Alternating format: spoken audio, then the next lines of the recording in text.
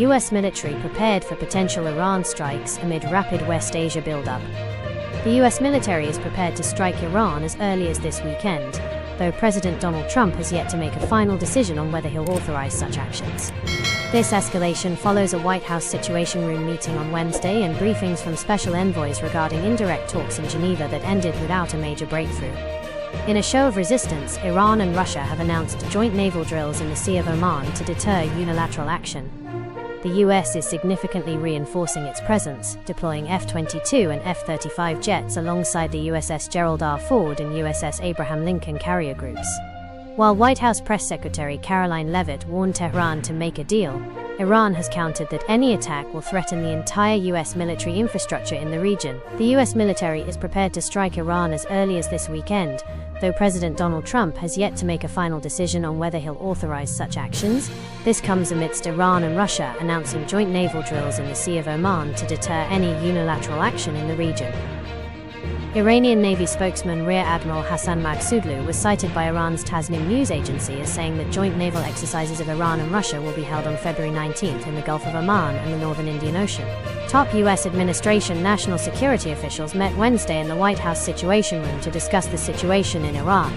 The American broadcaster cited a person familiar with the meeting as saying, Trump was also briefed on Wednesday by Special Envoys Steve Witkoff and Jared Kushner, Trump's son-in-law, about their indirect talks with Iran that occurred a day earlier in Geneva.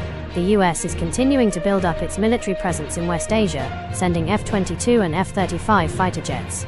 In addition, a second aircraft carrier and command post aircraft are en route, it said. White House Press Secretary Caroline Leavitt had said on Wednesday that Iran would be very wise to make a deal with U.S. President Donald Trump, after indirect talks in Geneva mediated by Oman ended without a significant breakthrough. Iran's foreign minister said there was an agreement on a set of guiding principles. Trump has repeatedly demanded that Iran give up its nuclear program, including agreeing not to enrich any more uranium.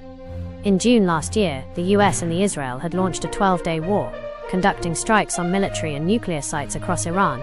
Trump had on January 26 this year said that a massive armada was heading toward Iran, and expressed hope that Tehran would return to the negotiating table and conclude a fair and equitable deal, implying a complete renunciation of nuclear weapons. In response, Tehran warned that any attack on Iran will entail threats to the United States and its allies' entire military infrastructure in West Asia.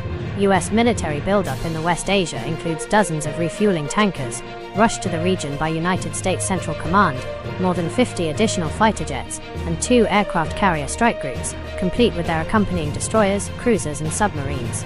The aircraft carrier USS Gerald R. Ford was approaching Gibraltar on Wednesday as it made its way to join the aircraft carrier USS Abraham Lincoln in the region.